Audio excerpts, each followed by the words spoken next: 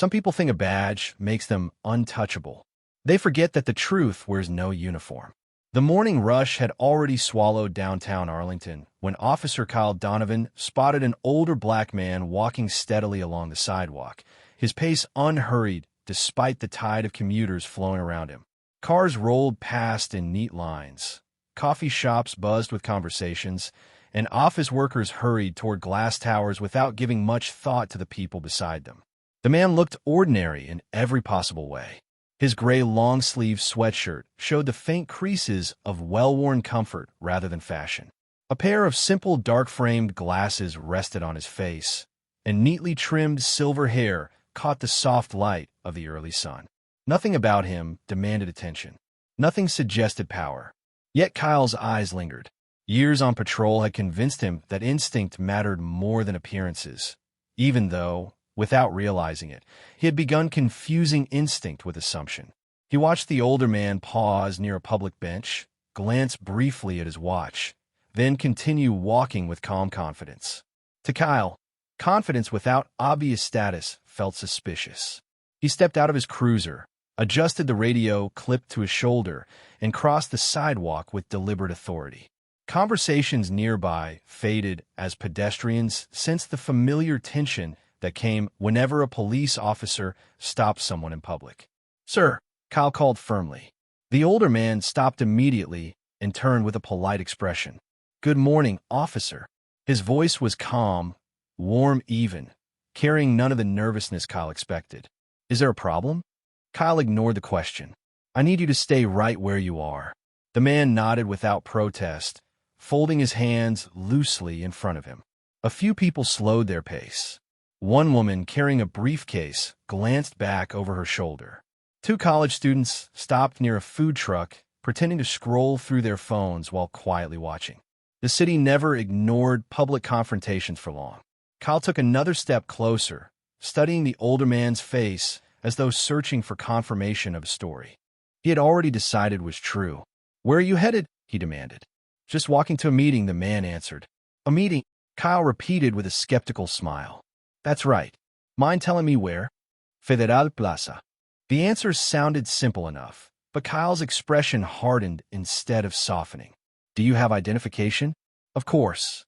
The older man reached slowly toward his pocket, but Kyle immediately lifted one hand. "Not yet." The movement froze. There was no fear in the man's eyes, only patience, as though he had experienced moments like this before. Traffic lights changed overhead. A city bus hissed to a stop across the street. Somewhere nearby, a construction crew hammered steel against concrete, but the growing circle of onlookers seemed to hear only the exchange unfolding on the sidewalk. Kyle squared his shoulders and spoke loudly enough for everyone nearby to hear. "Around here, I decide how this goes." The older man looked directly at him without raising his voice or changing his expression. "Officer," he said gently, "every decision has consequences." Kyle almost laughed. "You don't seem to understand." He pointed toward the pavement beside the bench. "I'm a law here." For the first time that morning, the older man said nothing at all. Samuel Jefferson simply adjusted his glasses, glanced briefly toward the far end of the street where several black SUVs had just turned the corner almost unnoticed, and then looked back at Officer Kyle Donovan with the same calm expression that somehow seemed completely untouched by the growing tension surrounding them. Samuel Jefferson neither argued nor looked offended. He simply stood where he was, shoulders relaxed, his hands still visible, his calmness almost unsettling against the growing energy surrounding him. Officer Kyle Donovan interpreted that silence as surrender, not realizing it was something entirely different. Around them, the sidewalk became slower with every passing second. A delivery driver paused while unloading boxes. A young couple waiting to cross the street exchanged uncertain glances. Someone quietly lifted a phone, not out of excitement, but because public encounters had become impossible to ignore in an age when every moment could become tomorrow's headline. Kyle noticed the small audience and unconsciously straightened his posture. Authority always felt stronger with witnesses. "You said you're going to Federal Plaza," he said. "What business do you have there?" Samuel answered with the same measured tone. I have a scheduled meeting. With who? Kyle asked immediately. Someone expecting me. The response only irritated him. That is not an answer. Samuel offered a faint smile that carried neither sarcasm nor fear. It is the only answer I can give right now. Kyle folded his arms. You are making this harder than it needs to be. Actually, Samuel replied softly, I believe the opposite is true. The words landed without emotion, yet somehow made the silence around them feel heavier. A city bus pulled away from the curb, revealing a clear view down the avenue. The black sport utility vehicles that had appeared moments earlier continued moving through traffic with quiet precision, still several blocks away and unnoticed by everyone except Samuel, who glanced only once before returning his attention to the officer standing in front of him. Kyle interpreted the brief look as distraction. Keep your eyes on me, he ordered. Samuel immediately did. Of course, officer. The response was respectful, almost disarming, and somehow that respect irritated Kyle more than open resistance would have. He expected excuses. He expected nervous explanations. Instead, he found a man who seemed completely comfortable waiting. One of the college students whispered, "Why does he seem so calm?" His friend shrugged without answering. An elderly woman carrying grocery bags slowed to watch from across the street. Even people who had no idea how the conversation had started could sense that something unusual was unfolding. Kyle reached for the small notebook in his uniform pocket. Name: Samuel Jefferson. Kyle wrote it down carefully. Date of birth: Samuel answered without hesitation. Address: Another clear answer followed. Every response came immediately, politely, without the slightest sign of uncertainty. Kyle frowned. People hiding. Something usually hesitated. Samuel never did. It almost sounded as though he had nothing to prove. Occupation. Kyle finally asked. There was the briefest pause. Not because Samuel seemed nervous, but because he appeared to consider the question itself. Public service, he answered. Kyle looked up from his notebook with obvious skepticism. Public service is pretty broad. It can be, Samuel agreed. You expect me to believe that? Kyle asked. Samuel tilted his head slightly. Whether you believe me will not change the truth. The sentence lingered in the air. For just an instant, even the people watching seemed to forget to speak. Kyle closed his notebook with more force than necessary. You know what your problem is? Samuel remained silent. You think staying calm makes you smarter than everyone else. Samuel looked directly into the officer's eyes. No, Officer Donovan. I simply believe that difficult moments reveal who we already are. Hearing his own last name spoken without ever introducing himself caused Kyle to blink for a fraction of a second. It was subtle, almost invisible, but enough to plant the first quiet seed of doubt before he quickly convinced himself it meant nothing at all. The question echoed in Officer Kyle Donovan's mind longer than he cared to admit. How had this stranger known his last name without ever asking? He quickly dismissed the thought, convincing himself that his name tag was clearly visible on the front of his uniform. That had to be the explanation. There was nothing unusual about it. Nothing at all. Yet the uneasy feeling refused to disappear. Samuel Jefferson remained exactly where he had been asked to stand, neither impatient nor intimidated. His eyes wandered briefly across the buildings lining the street before settling once again on Kyle, as though the passing minutes meant very little to him. The officer checked the time on his watch and spoke into his shoulder radio, requesting a routine records inquiry. The dispatcher acknowledged the request, but the response did not come immediately. A slight delay was not uncommon, yet Kyle found himself tapping his fingers against the edge of his notebook while waiting. Around them, the circle of curious bystanders continued to grow. Office employees pretending to enjoy an early coffee stayed within sight. A bicycle courier stopped near the corner. Even the owner of the nearby food truck leaned out of his service window to observe the conversation. Nobody interrupted. Nobody shouted. The entire scene felt strangely restrained, as though everyone sensed they were witnessing the beginning of something none of them could yet explain. Kyle broke the silence. You said you work in public service. What agency? Samuel answered with the same steady voice. I prefer to discuss that after we finish this conversation. Kyle frowned. You do not get to decide how this conversation goes. Samuel nodded respectfully. You are correct. I only decide how I respond. Once again, there was no challenge in his tone. No attempt to provoke. That calm composure somehow made Kyle feel as though he was slowly losing control of a situation he believed he already controlled. His radio crackled with fragments of unrelated calls before falling silent again. He tried another question. Do you carry any official identification besides a driver's license? Samuel looked directly at him. Yes. Where is it? Safely with me. Then show it. Samuel paused for only a moment. Officer, I would be happy to present identification when you are ready to receive it properly. Kyle shook his head with visible frustration. You really enjoy making simple things complicated. Samuel answered quietly. No, I simply believe important things deserve patience. The sentence lingered in the cool morning air. Several people exchanged puzzled looks. It was becoming increasingly difficult to understand why the older man appeared completely unconcerned. Most people in his position would have tried to explain themselves repeatedly. Samuel never did. Instead, he watched the world around him with remarkable attention.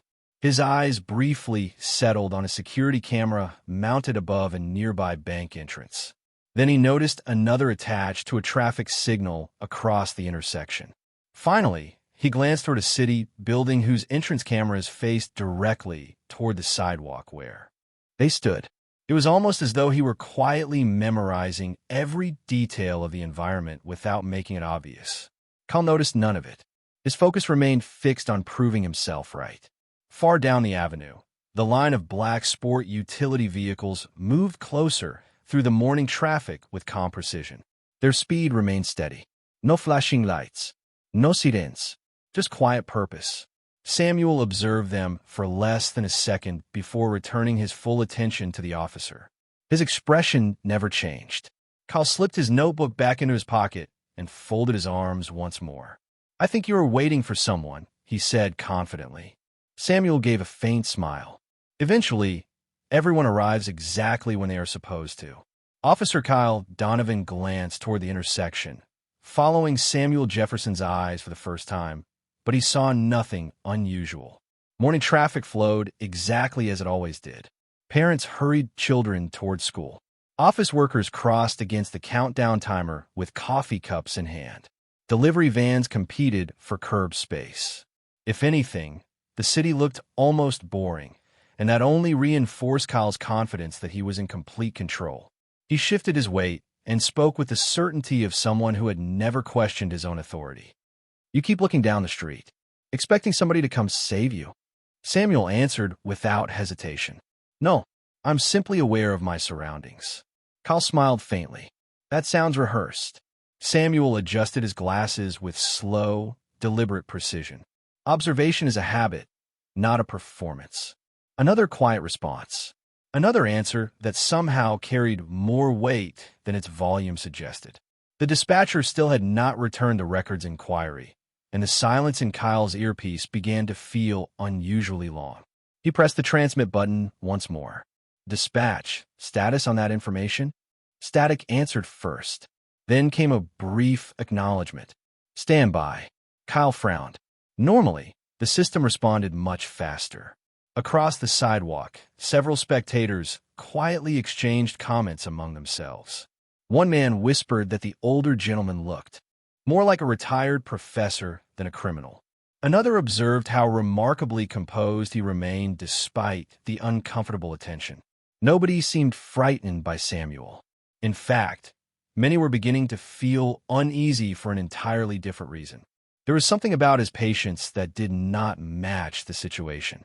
Samuel slowly turned his head toward the nearest building, where a polished granite wall reflected much of the sidewalk behind them. Without appearing obvious, he calmly observed everything happening in the reflection as much as through direct sight. The security cameras above the entrance rotated on their program schedule. A crossing signal changed from red to white. A city maintenance truck stopped at the far corner. Every detail quietly settled into his memory. He had spent decades learning that facts outlived opinions, and careful observation often became the strongest witness of all. Kyle noticed Samuel looking around again and interpreted it as nervousness. "Trying to find a way out?" he asked. Samuel met his eyes. "No, officer. I am making sure I understand everything exactly as it happened." Those words caused several people nearby to glance at one another. It sounded less like a defense and more like someone preserving a record. Kyle dismissed the impression immediately. "You talk like a lawyer." Samuel smiled politely. "No, I simply value accuracy." The morning breeze carried the distant sound of engines approaching from several blocks away. They were smooth, powerful, and moving together with remarkable consistency, yet they blended naturally into the rhythm of downtown traffic. Samuel heard them immediately. Kyle did not. His attention remained fixed on proving that his instincts had been correct from the beginning. He looked at Samuel once more, convinced that one final question would expose whatever the older man was hiding. "Let me ask you something," he said. "If everything you have told me is true, why are you so unbelievably calm?" Samuel's answer came without the slightest pause. "Because truth does not become weaker simply because someone doubts it." The sentence settled over the sidewalk with quiet force. Nobody spoke. Even the people recording lowered their phones for a moment, sensing that they had just heard something far more significant than an ordinary reply. At that exact moment, the line of black sport utility vehicles turned onto the same block, still moving without emergency lights, still attracting almost no attention, except from the one man who had expected them all along. The black sport utility vehicles continued closing the distance, blending so naturally into downtown traffic that almost nobody noticed them. They obeyed every traffic signal, maintained perfect spacing, and carried no flashing lights to announce their presence. To everyone else, they were simply another group of government vehicles passing through the city. Only Samuel Jefferson watched them with quiet certainty before returning his attention to Officer Kyle Donovan. Kyle finally exhaled, as though he had reached the end of his patience. "Enough waiting," he said.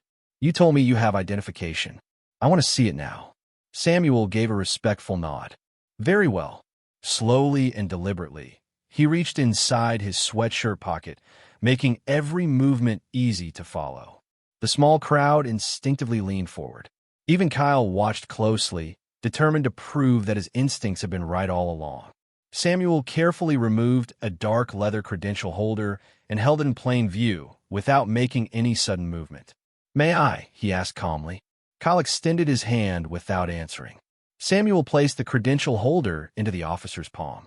For the first time that morning, Kyle believed he was finally about to solve the mystery. He flipped the cover open for barely a second before immediately closing it again with an impatient sigh. The seal inside had caught only a brief glance before he dismissed it entirely. "Nice try," he said with a short laugh.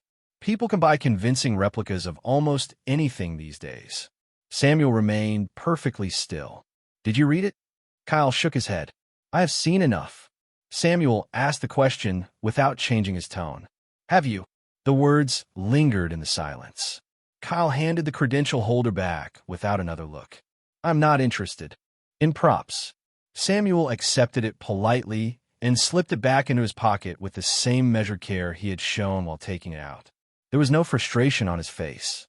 No disappointment. Only patience. A man standing near the food truck quietly frowned. He had briefly seen the edge of a government seal inside the credential before it disappeared again. Another bystander whispered that perhaps the officer should have looked more carefully. Kyle ignored them completely. In his mind, confidence mattered more than curiosity. He folded his arms once again and spoke loudly enough for everyone nearby to hear. "You know what your biggest mistake is?" Samuel met his eyes. "Please tell me. You think carrying some fancy badge changes who is in charge out here?" Kyle tapped the badge on the front of his own uniform. "This city trusts me to make decisions. Nobody outranks me on this sidewalk." Samuel listened without interruption. When Kyle finished speaking, the older man looked at him with genuine calm, almost as though he felt concern instead of anger. "Officer Donovan," he said quietly, "there is still time to slow down and verify the facts." Kyle smiled with unmistakable confidence. "I do not need another lecture." Samuel gave one small nod. That is unfortunate. At that exact moment, the first black sport utility vehicle eased quietly against the curb less than 50 feet away. A second stopped behind it, then a third. Their engines settled into silence almost simultaneously. Every conversation on the sidewalk faded. Several pedestrians instinctively turned toward the unexpected arrivals.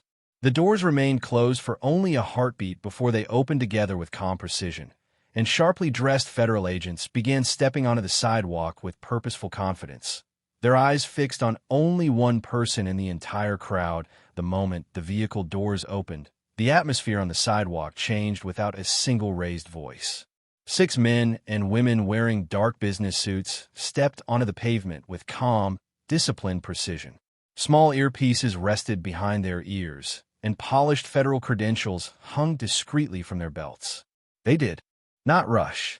They did not scan the crowd with panic. Every movement reflected confidence earned through years of professional training. Officer Kyle Donovan instinctively turned toward them, expecting they were responding to another situation nearby. Instead, every one of them walked directly toward Samuel Jefferson. The conversations among the bystanders faded into complete silence. Even the sounds of traffic seemed farther away than before. The lead agent, a tall man with close-cropped hair and a composed expression, approached Samuel first. Before anyone else could speak, he gave a respectful nod. "Good morning, Director Jefferson. We apologize for the delay. Traffic was heavier than expected." Samuel smiled warmly. "Good morning, Marcus. No apology is necessary." The words landed like a sudden change in gravity. Kyle stared at the 2 men, convinced he had misunderstood what he had just heard. Director. The title echoed in his mind, refusing to fit the picture he had created only minutes earlier. Marcus Reed turned toward the other agents. "Director Jefferson is safe," he said calmly. "Thank you, everyone." The agents relaxed slightly, but maintained their professional awareness. Only then did Marcus notice Officer Donovan standing beside Samuel. His expression became politely serious. "Officer, has there been a problem?" Kyle hesitated for the first time since the encounter began. "I conducted a routine stop." Marcus looked briefly at Samuel before asking another question. "Director Jefferson, are you all right?" Samuel answered exactly as he had answered every question that morning. Calmly, clearly, "I am fine. Thank you." Marcus nodded once before reaching into his jacket and presenting his own federal credentials to Kyle. "Special Agent Marcus Reed, Federal Bureau of Investigation." This time, Kyle looked carefully. The identification was unmistakable. Every detail matched official federal credentials he had seen during Joint Task Force training. His pulse quickened almost instantly. He slowly looked back at Samuel, whose expression had not changed since the beginning of the conversation. The older man reached into his sweatshirt pocket once more and removed the same leather credential holder Kyle had dismissed only moments earlier. He opened it fully this time, allowing the identification to remain visible. The gold seal reflected the morning sunlight. Beneath it appeared a photograph Kyle immediately recognized. Below the photograph was a name he had already written in his notebook: Samuel Jefferson. Under the name appeared the title that suddenly explained every unanswered question from the past 20 minutes. Director, Federal Bureau of Investigation. Kyle felt every confident assumption he had made quietly collapse beneath the weight of a single verified fact. Nobody around him spoke. Several bystanders exchanged stunned glances. The man near the food truck slowly lowered his phone. The elderly woman across the street placed one hand over her mouth in disbelief. Samuel closed the credential holder and returned it to his pocket without a trace of satisfaction. There was no triumph in his eyes, no desire to embarrass anyone. He simply looked at Officer Donovan with the same quiet dignity he had shown from the very beginning. "Officer," Samuel said gently, "I gave you every opportunity to verify before reaching a conclusion." Kyle opened his mouth to answer, but no words came. For the first time that morning, authority no longer belonged to the loudest voice on the sidewalk. It belonged to the quiet truth that had been standing there all along. Officer Kyle Donovan remained frozen, his confident posture replaced by the unmistakable uncertainty of someone realizing that every assumption he had made was now standing under the brightest possible light. Around him, the silence became almost tangible. The bystanders who had quietly watched the encounter from beginning to end no longer looked at Samuel Jefferson with curiosity. They looked at him with respect. They looked at Kyle with questions he could not answer.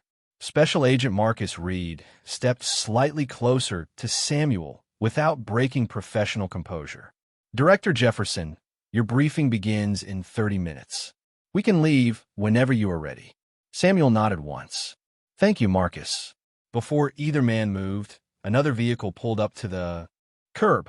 This one carried the markings of the local police department. Deputy Chief Rebecca Collins stepped out with measured urgency, followed by two command officers. She had received an unexpected call from police communications only moments earlier after dispatch discovered that a routine records inquiry had triggered a federal notification connected to one of the most protected identities in the country. Rebecca's eyes immediately found Samuel. Her expression shifted almost instantly from concern to recognition. She walked directly toward him and extended her hand. "Director Jefferson, I am Deputy Chief Rebecca Collins. On behalf of this department, thank you for your patience." Samuel shook her hand politely. "Good morning, Deputy Chief." She turned slowly toward Kyle. "Officer Donovan, I would like a brief explanation of what happened here." Kyle swallowed before speaking. "I initiated a pedestrian stop based on my observations." Rebecca listened carefully. "Was Director Jefferson cooperative?" Kyle hesitated. "Yes." "Did he answer your questions?" Another pause followed. "Yes." "Did he provide identification when requested?" Kyle lowered his eyes for a moment. "Yes." Rebecca allowed the silence to linger before asking one final question. "Did you fully examine the identification before dismissing it?" The question struck harder than any accusation could have. Kyle knew the answer before he opened his mouth. "No, ma'am." Nobody interrupted. Nobody rushed to fill the silence. The admission settled over the sidewalk like a truth that could not be recalled once spoken. Rebecca slowly nodded. "Thank you for your honesty." She then looked toward the gathering crowd. Several people still held their phones, but none of them appeared interested in spectacle anymore. They had witnessed something different. They had watched confidence collapse under the weight of verified facts. Samuel remained exactly as composed as he had been from the beginning. There was no satisfaction on his face. No anger, only quiet dignity. Rebecca turned back toward him. "Director Jefferson, I sincerely apologize that your morning was interrupted." Samuel answered with characteristic calm. "Deputy Chief, every organization is ultimately judged by how it responds after discovering the truth." His words carried no hostility, only quiet wisdom. Rebecca nodded thoughtfully. "I agree." She then faced Kyle once more. "Officer Donovan, we will review every detail through the proper process. That includes body camera footage, dispatch recordings, witness statements, and all available security video." Samuel briefly looked toward the bank entrance where the security cameras continued recording exactly as they had throughout the entire encounter. Then he glanced toward the traffic cameras above the intersection before returning his attention to Rebecca. "Those recordings should provide a complete timeline," he said gently. Marcus Reed smiled almost imperceptibly. He understood why Samuel had quietly observed every camera on the block long before anyone else realized their importance. Facts did not depend on memory when they had already been preserved. For the first time that morning, Officer Kyle Donovan fully understood that the most powerful witness to everything that had happened was not any person standing on the sidewalk.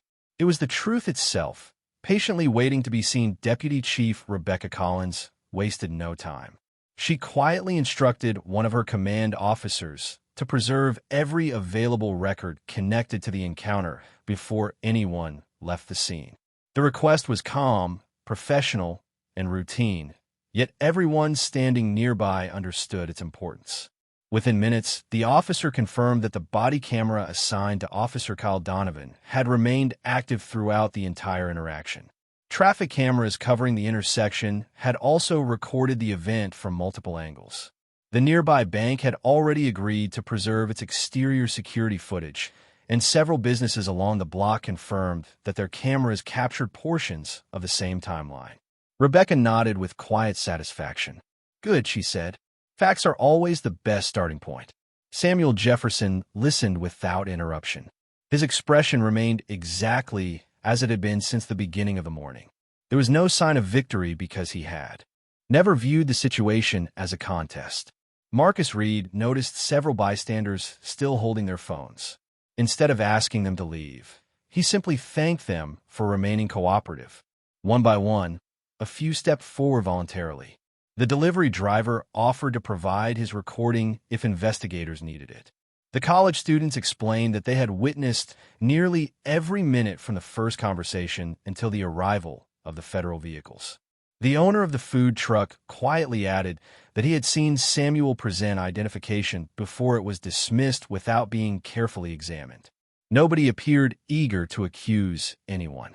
They simply wanted the events remembered exactly as they had occurred. Rebecca listened to each person with equal attention. "Your willingness to speak honestly is appreciated," she said. "Accuracy matters."